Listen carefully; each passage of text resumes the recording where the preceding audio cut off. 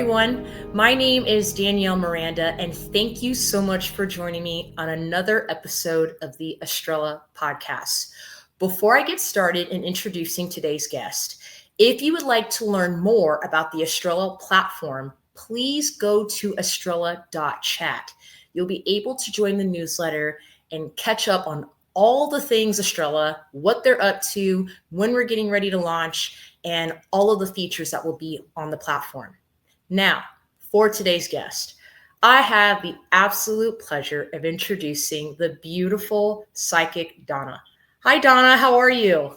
Hi, Danny. I'm very well, thank you. Excited to be here. Good. You're glowing. You look so radiant and pretty. Cheers. Okay. Yeah. So when we were doing our pre-interview, you had told me that you're from Australia. Yes. That is amazing. Yes. If I may ask, what part of Australia do you reside in? I'm right now in Brisbane. Okay. Queensland. Yeah. In sunny Queensland, Brisbane. I'm right on the river. And it's beautiful here. Oh, that's lovely. I noticed in your email that you go by Twin Featherz. May I ask, where did that unique name come from? So this was given to me, I guess, from my guides, if you will, many years ago. I used to be known as, Lavender Roses was another name that I had many years ago. And then I went to Mick Marie. And then from Mick Marie, I went to Twin Featherz. And this was given to me through my guides. There's a mix here with this because it was Native American. Twin Featherz is a Native American name. So I have a lot of connection with Native American ancestors. But the Twin Featherz is also ancient Egyptian. Okay, so it's all about truth and balance and the energy of Ma'at and everything to do with that. So it's a combination. But Twin Featherz is also symbolic of the twin energy within us all, the conscious and the subconscious. Okay, so there's a lot within the symbology of that name. Yeah. Wow, that's really neat that you stated that the subconscious and the conscious are twin-like. Yes, I have absolutely. never heard of it like that. That is very interesting. Yeah. So there's a lot inside that itself anyway. But yeah, so, the ancestors speak of all of this, Yes. Yeah. Have you always found that you've been drawn to ancient Egyptian history and Indian history? Have you always had a draw to those cultures? Absolutely. Yeah. Especially Egyptian, for sure. I mean, I've had many past lives there, and also in Native American as well. But the Egyptian side of that energy is more stronger within me. Yeah. Wow. So Were you born psychic, or did you realize your psychic gifts later on in life? Well, see, the thing is, we're all born psychic. Every single one of us.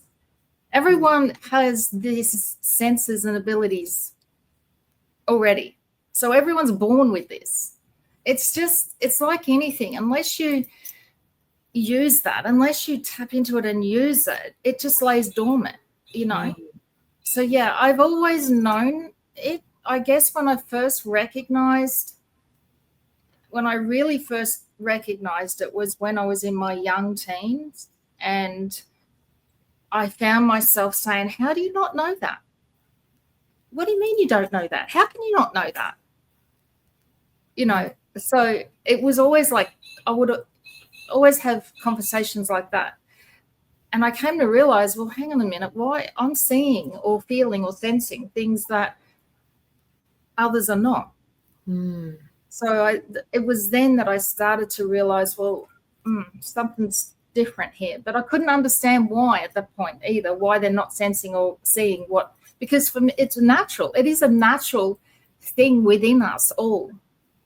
It's just, I guess, it's the outside noise the programming, the how do you say the word? Indoctrination of humanity into all the BS outside of us that clouds that inner sense. Yeah. What ways would you suggest somebody, since you've mentioned, and I completely agree with you about the indoctrination and how we're basically numbed through media, through our electronic devices, EMFs. I mean, there's so many different examples of how we are numbed of our natural abilities.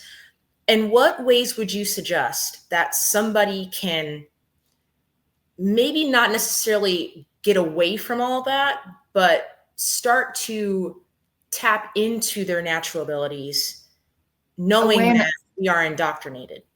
Yeah. So it comes down to awareness, to be centered in yourself, to be aware.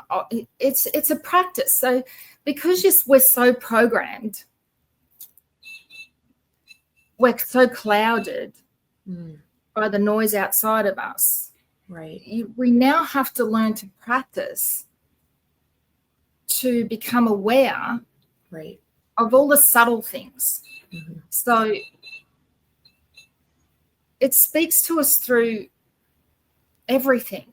Everything is energy. So being more aware of everything that's happening, everything that's in the moment, all the subtle energy within you and around you in that moment, and you're more and more aware of that you are, the more the awareness expands and you're tapping into it. Yes. Do you know what I mean? Like, yes, I do. I have a question based on what you said. You said that it speaks to us.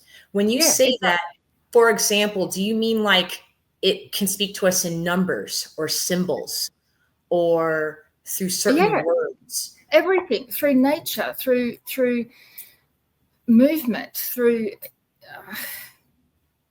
everything has energy, everything has form.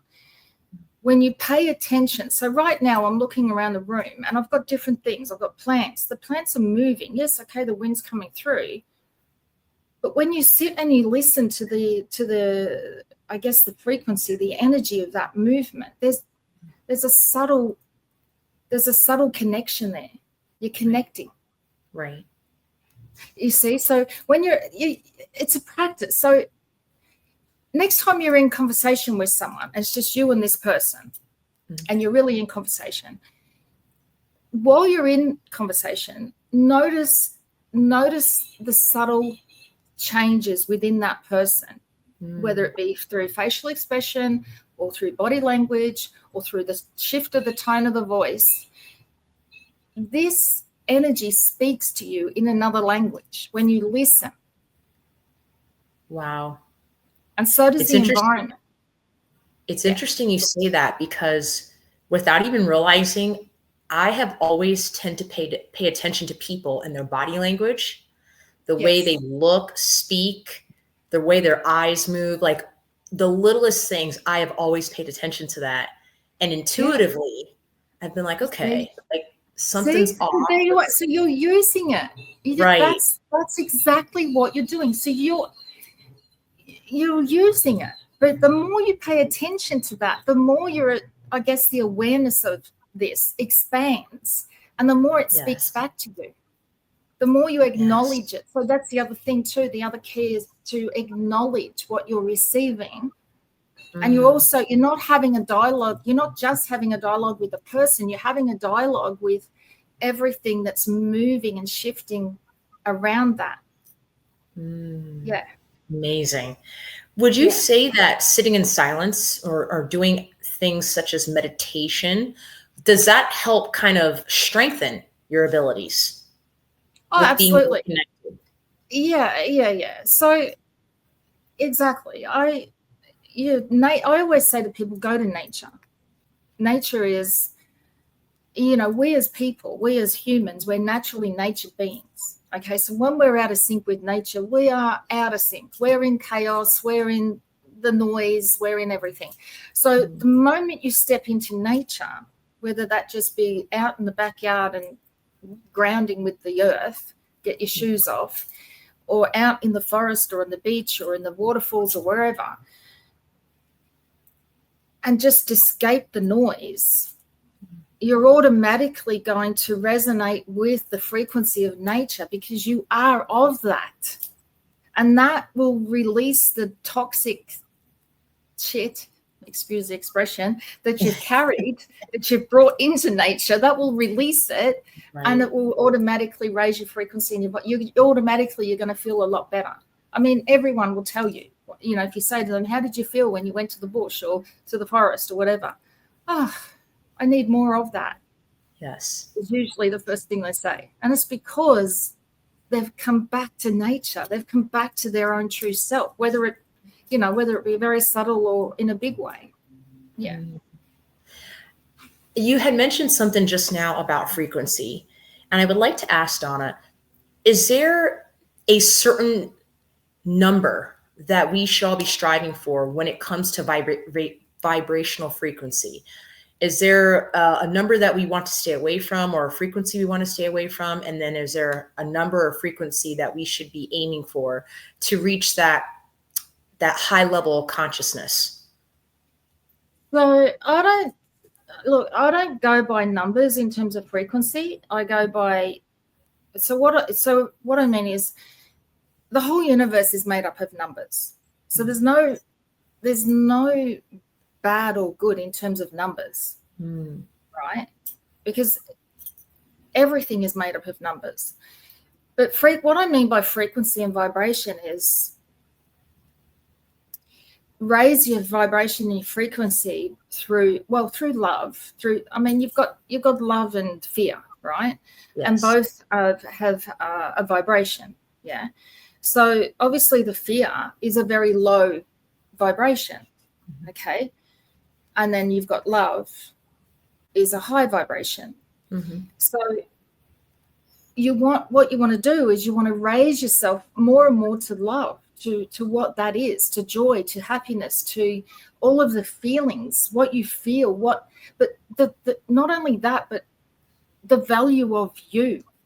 You've got to recognize the value of your own unique soul signature, and how important that is in the whole weave and web of life.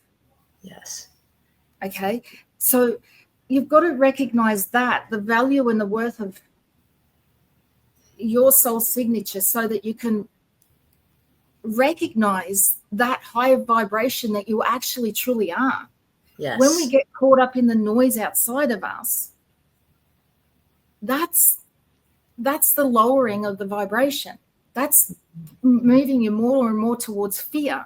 So you're going deeper and deeper into that, which is where depression is, and anxiety, and the sinning of self through choices made in the past. It's all lower vibrations, which the more you acknowledge that, the more it's dragging you down.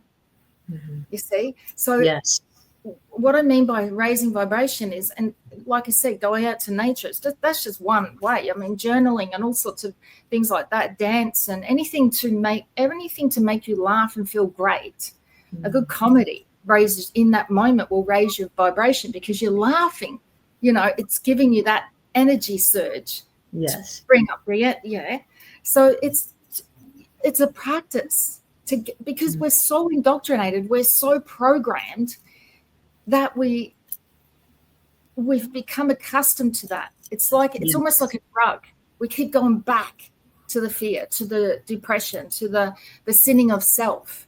And all actions you take, all actions you do in life, it's all about experience. Yes. But it's the way you respond to yourself and how you judge yourself that is actually it's detrimental to your soul, basically. Absolutely. You're poisoning yourself through how you believe in yourself, through whatever choices and experiences you've had. Yes. Yeah. That is so well said. I would like to get your input on something. I have read in some books that it's not beneficial to be too high in frequency. So we really want to aim to be neutral. You don't want to be too high with positivity and happiness and love, but obviously you don't want to be too low, because like you said, that's where depression comes into play and negativity. And what is your input on that? Do you believe in being neutral, or are you strictly, no, we should aim for that high vibration? So that comes to your intuition, because look, I believe the higher you are, the better. Okay. Yes. For yourself. But obviously, if you're in a situation or you're conversing with someone who's not there, then that's when you need to be neutral. So you need to, it's using your intuition and knowing how to be in the environment that you're in. You want to subtly raise that frequency. Absolutely. Yes. Subtly raise it with your energy, but you know yourself, like you can go to, some people around you that are always, they're really good to be around. You always feel good when you're around certain people. Yes. That's just their natural selves. So it's like a virus, if you will. Okay, so it's a catchy virus. It's the same with anyone who's depressed and down and out. If you're around them, you walk away and you just think, oh, because you've caught the virus. Yes. You see? So yes, the higher your vibration is, the better. Like you don't want to deliberately lower it. Well said. But deciphering through your own intuition, become a chameleon to the environment that you're in, basically. Yes. But at the same time, use your energy to elevate it. There's nothing wrong with that. Yes, that's so well said. And expounding on what you just said, when your vibration is high and you're in that good state of mind, it's also more difficult for people that may be at a lower vibration to affect you, correct? They can't really get under your skin, or they can't really affect you. Not unless you're triggered by something that was related to you in the past. So say they've got a really low vibration, and then, they're not getting any reaction from you, but then they'll say a certain word, and that certain word or that certain sentence or that certain behavior will trigger something inside you that you've buried from a past experience. Then that will, suddenly bring you to a lower frequency. Yes. And that's where you said the practice comes into play, with making this like an actually daily practice, so that way you don't get easily triggered. Absolutely. So, when you practice, I guess, self-love, which is that coming back to that sense of knowing the value of your soul signature of who you truly are in the whole scheme of things. When you practice knowing what this is, you're automatically going to, you will transcend time and space just by that alone, by staying to that. I wish I had words to try and explain what I'm feeling and sensing here, but there's no words. It's love is not even the right word for what this self-love is. Okay. It's not the right word, but it's a self-love of the wholeness of everything that you are. Yes. And when you're in touch with that, and you are solely centered to that in any given moment, you will transcend and transmute time and space. So what does it mean to transcend? What do you mean by that? Yeah. So just say there's something that you're so troubled with, of an action or a behavior of yourself in the past, right? And you can't get past it. It's you've got regrets around it. You keep going on and on in your monkey mind about it. And it keeps bringing you down. You're depressed, you're sad, you're sinning yourself because of whatever it is whatever a choice it was that you did in the past. You can't get past it. The thing is, it's in the past. There's nothing you can do to change that. But all you're doing is mulling over it and The body doesn't know any difference between past, present, and future. The body only knows now.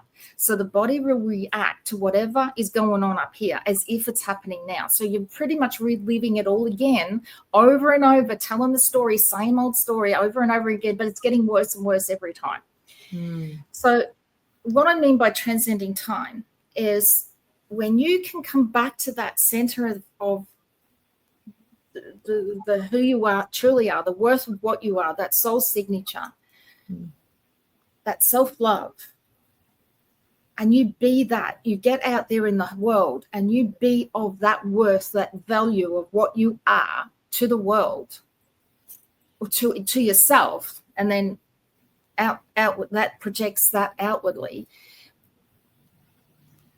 That's what transcends time, as in the more you do this, the more you step into that, what was in the past will become irrelevant, because you're transmuting that energy through that self recognition of the value of what you are, who you are, where you are, what the importance of you is in the scheme of everything. That makes so much sense. Yeah. That really does. And so it also then, as time goes forward, as I said, you're transcending time through this new vibration. As the time goes forward and you're transcending time, that experience also changes, because you then begin to see the why it had to take place in the first place. So you were never wrong in the first place. Wow. Okay. It's an experience though. Like, it's something that, and you have the first place to start is to recognize the value, the worth of your soul signature in this whole scheme of humanity. Such valuable information. Yeah. Yes. If I may ask, switching gears a bit, at what point did you know that you wanted to share your gift with your clients? At what point did you know that you wanted to help people? Well, I played around with it when I was a teenager. And I guess that was when I first realized I could use this to help people. Okay. Yeah. And then I put it, actually, I laid it down to rest for a while, because I went on and got married, had kids, had a family. And so it was all to rest for a while there. But then I picked it up and I started thinking I can use this to help people in different ways, because I was still doing different things for people. Yes. In my intuition. But then I realized, well, I can actually do things with this. So I did. I started just putting myself, that's when I started off with, the first name was Lavender Roses, and then it became Mick Marie, and then, Twin Featherz was when it did a big turn. But yeah, I've been doing it for a long time. Yeah.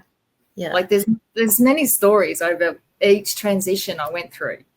Yeah. Oh, wow. Yeah. So we know that there's, there are a lot of psychics around the world. If I may ask, what makes Psychic Donna special? What separates you from all the other psychics out here that are helping others? Well, the short answer to that is just the unique style. Like, all psychics are unique in their own way. Okay, so they all have their own uniqueness that they're utilizing to, I guess, expand who they are. So it's the unique style that I have that separates me from the rest, just like it is for them, individuals. It's their unique style that separates from the rest. Yeah. Well, one of the things that you mentioned when we had spoke prior is, which I think is a unique style of yours, and I've never heard any other psychic do this, is you told me that you don't look at your clients. Is there a Yeah, reason no. for that? Why Yeah, you don't yeah, look at them? exactly. Because I mean, it's not that I don't look at them the whole session, but when I'm channeling, Mm. like when I'm receiving the downloads, if you will, I don't look at them, because we too have an ego. We too have a personality that Yes. wants to, you know, that wants to take place somewhere. So it's like I just automatically go. Like, I don't know if you've noticed, even like I'm talking to you, I tend to go off. That's my natural way, because I'm receiving downloads. So I don't want to be influenced Yes. by your facial expressions or what's going on around you. Because the energy like I said to you before, this energy, the energy speaks to me. So I don't want to be influenced by that. I just want to concentrate on what I'm receiving. Right. In the moment. Okay. Love that. One of the things Yeah. that you said, which I absolutely loved, is you mentioned that you as a psychic have an ego. I mean, that is huge, because a lot of psychics, they do not acknowledge that. Well, everyone has an ego. Right. That's Right. a part of being human. Yes. But I like Yeah. that you are aware of that in your readings with your clients. And not only that, you're aware that the energy can be affected. I think that's important to know that as a psychic, that you know that things can be manipulated, so to speak, and that you don't want to do that. You want things to be as authentic and natural as possible when you're with Absolutely. your clients. Yeah, that's right. Exactly. Yes. Yes. Yeah, like you can't deny.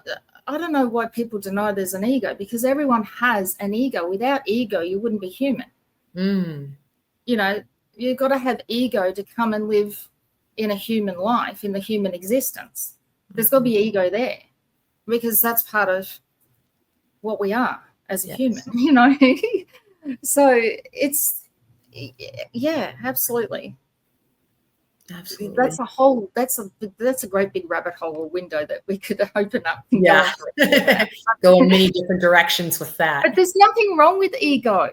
It's great to have ego. You've got to be in control of ego. Once ego gets in control of you, then that's when chaos takes place. Okay. Wow. Okay. Chaos happens when you allow ego to override your own true essence. So are you saying you need ego to go out and play and have fun in life? You need ego to come in and also be a part of, helping others and things. Ego is a wonderful tool within us all. That is incredible that you just said that. So is it fair to say, Donna, that you're saying that ego, there can be a good side to ego? It doesn't all have to be negative. I have never heard anybody say that. And I would love for you to go more in depth with that. Yeah, well, like, ego, the thing is, this is the problem. People think that ego, I don't know, it's all part of the programming and the indoctrination and all the BS out there in terms of books and stuff. But ego is a part of self. And like anything, I mean, it's all about balance. See, this is all about balance. So when you can learn to balance with ego, the true essence of who you are and the ego, balance it here in life as a human, then I guess that's where you're going to live your life to the fullest. You can live your life to the fullest through a balance of your own true essence, the intuition, the knowing that who you are, and ego. Because ego, you need ego. You need ego to go out and play. You need ego to go and say, yeah, I want to do some bungee jumping today. Your intuition's not going to tell you that. You That see, is so awesome that you're saying but your that. ego wants to go bungee jump because your ego wants to go and have fun and play. Yes. So does your true essence of who you are, but it doesn't want to take a risk. But ego will say, yes, let's go do bungee jumping today because it's all about having fun. And that's what intuition wants. Yeah.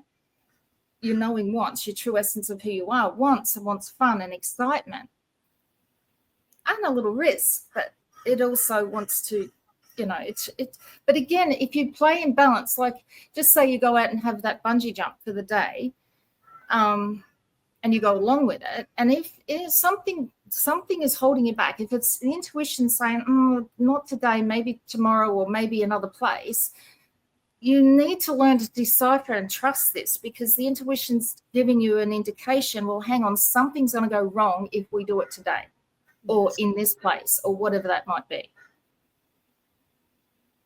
You see, like ego, there's nothing wrong with ego. You've got to have, that's the thing. You can't have a human life in this human existence without ego. You can't. It wouldn't be possible. How would it be possible? You are the first person in this world of duality without ego. Of all the books I've read, of all the podcasts I've listened to, inspirational videos I listen to, people I've spoken to, Donna, you are the first person that has ever broken down ego to two different parts, the bad and the good.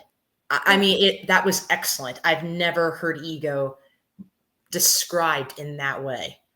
Yeah, but it's a part of who we are. You know, when you can accept yourself, all parts of yourself as a whole, as one, love self as one, as a whole, then that transcends time and space. And it's a practice. Like, I'm sitting here telling you this, but it doesn't necessarily mean I'm doing it, because I'm not, because I also have an ego that gets in the way of that. Right. Very true. Exactly. Yes. And yeah, I just speak what I love these questions, because, I also learn, because when you're questioning me about something I've never even talked about, and it just comes, I'm also learning by it. Oh, I'm loving all this too. I'm learning so much in this conversation with you. If I may ask, Donna, go on. What is your goal when you're working with your clients? What experience do you want them to have when they are in a session with you? Well, I guess I just want them to feel comfortable is the first thing, because some people come to me and they're very nervous, especially ones that have never had a psychic session before. So first thing is, I just want them to feel comfortable. And I always like to look for the positive. That's the other thing. I don't like going in looking for negative or anything that goes wrong. If something comes up, then I'll speak it. But there's always a follow to that. Like what will the outcome be of that when X, Y, and Z happens, and you do X, Y, and Z, that kind of thing. So I guess if anything, it's just to make them feel comfortable and know that they can ask anything as well. Don't be afraid to hold back on questions. Just ask. So just like I said before, I like people to have questions, because like I just said to you just now, well, you've asked me questions I've never been asked before, and I just went in and gave you what I gave you. It's the first time for me that I even spoke about that in that way. Never ever even thought of it. It just comes out. So that it's like a download of information I'm receiving in the moment of that question. So a lot of people think that, oh no, you don't give anything to psychics because they run off that. No, it's not true. Like if I say to someone, if you've got any questions, it's not like I need background. I don't need details, just a question. And then I'm straight into what comes. Yes. What comes. You see? I love that. Yeah. If I may ask, how do you continue to, in other industries, we talk about continuing education, right? So, my background is in the health and fitness industry. So strength and conditioning, nutrition, wellness coaching.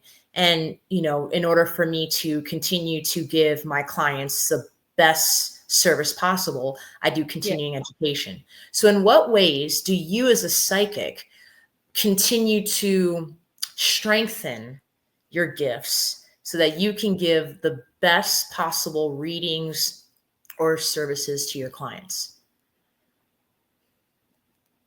I do. Well, nature's one. I like to get out in nature as much as I can because I receive sun gazing. I don't know if you know anything about sun gazing, but sun gazing is something I do not every single morning, but most mornings. That's just like a form of meditation, if you will, but it's also, there's a lot in sun gazing. So do some research on that to see what that's about. Journaling. Journaling with me comes and goes. Like, I'll put it down for a while and then I'll pick it up. And then when I'm journaling, I'm receiving a whole lot of wisdom, downloads, data, stuff.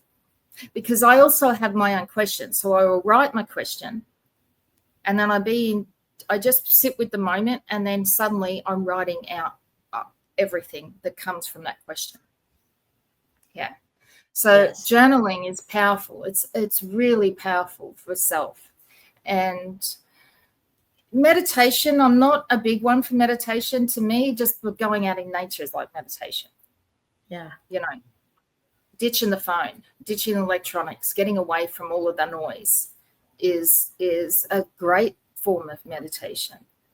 So things like that, and just tapping in with self every now and again, connecting. And because again, I said to you before, I have an ego, so that still take place a lot. I still fall into the day-to-day crap that goes on and interactions with people and family that sends me in a spiral just like everybody else. Yes. So practicing or becoming more acknowledging that and being aware of it and dealing with it in the moment, that is something else that helps to get above that stuff and connect back to self. Yes. Yeah. Without revealing any names or any personal information, what was an experience that you've had with a client that was a breakthrough for you? So not just for them, but it impacted you in a positive way. Well, a common thing I see, so it's not just one. Oh God, I've got many. There's many clients, but a common thing that shows up with clients when they have a huge shift is it's very visible. So I see it immediately in the face. It's like the whole face softens is the best word. Softens. Yes. It's like their eyes begin to smile. It's a common thing. I just see it a lot in that. And for me, then that's confirmation that whatever they needed to be there for, they've received it. As I always put out there to spirit, I call it spirit, that people are drawn to me because whatever it is that they need to know, whether it be subtle or whether it be big, will come. And the information will be received for them. Yes. Yeah. And sometimes it can be just a simple 2 or 3 words strung in a sentence, and then it's that ha moment for them. Yeah. Have you ever had a reading with a client, Donna, and then hours after the session, you receive a download with that client, that you just a message that maybe you had to contact them and say, hey, this was also downloaded to me? Yeah. And so that has happened. Not all the time, but yes, it's happened. And I've just either sent that person a message or called them up and let them know. Yeah. And sometimes, I might not have, it's very rare, but like I do a lot of travel, so that's even happened when I'm on the other side of the world, and then a certain client might pop up in my head because something in that environment has triggered something in me. Yes. And then it's like I've got to either send them a message or call them because something's happened or something they need to know. Yeah. So it works like that too, because we're all interconnected. Yeah. As a psychic, where do you see yourself in the next year? Well, I hope to be in Spain. Oh, how awesome. Yeah, so I plan to go over there end of July, August. Okay. And that's it. I don't know from there on. I just plan to get over there and just go with the flow. Are you looking to live there? Are you looking to study? Well, no, not necessarily live there. Maybe one day I will, but at the moment, no. I just have I love it over there, and I just want to go over and see where it takes me. And but I guess within a year, who knows? I don't plan that far ahead. I just like I like to just go with what unfolds. Yeah. I love that. Go with the flow, take things day by day. Yes. Yeah. Absolutely. Yeah. Right. So that's what I plan. I do plan on living down south, further south of the coast, into New South Wales at some point. So maybe that's what will happen next year. I'm not sure. It depends on what comes after Spain. I love that. Yeah. Do you find that your family truly supports what you do in your work? Yes and no. My mum certainly does. Absolutely. Yeah, my mum certainly does. Yeah, she's right on board with me there. My kids don't really believe in what I do. They don't believe in all that stuff. So that's how they put it, all that stuff. But that's fine. It's not, I don't need that. Like I don't need that to be what I am or who I am. Right. That's exactly right. Yeah. We're on our own journeys, right? So what is for you may not be for me, and what is for me may not be for you. So whether people support it or not, at the end of the day, it's how you're being guided that matters. Yeah, for sure. Yeah. Yes. Donna, it has been such a pleasure to speak with you today. It was such an enlightening conversation. I learned so much. I'm so excited to really think about what we talked about. And if I may ask, how can people find you? So if they're interested in speaking to you or getting a reading or a session done with you, they can find you. Well, I offer many options. So, I'm open to WhatsApp calls, phone calls, email readings, which is where I record. It's called voicemail readings, which is where I record the message that I'm receiving and I send the recording in an email to them. And also in person. So I'm here in Brisbane City, right on the river. And you can go to the website, twinfeathers.com. And that's where you can find me and make all the bookings or whatever it is you want to do there. I'm on social media, Facebook, Instagram. Yeah. And your social media is under Twin Featherz? Yes. Yeah. So Twin Featherz with a Z on the end. Okay. So if you just type that in, Twin Featherz, Psychic Twin Featherz, you'll see that I come up. Yeah. Okay. Awesome. In these places. So yeah. So that's it really. It's that simple. And yes. Yeah. Well, thank you, Donna, so much for your time today. I truly enjoyed speaking to you. And for those of you who have watched this episode today, thank you so much. And once again, if you'd like to learn more about Estrella, please go to estrella.chat and sign up for the free newsletter. Thank you so much. I'm Danielle Miranda. Thank you, Donna. Have a wonderful day. Yes, you too. It's been great. Thank you. You're welcome. Bye. See you.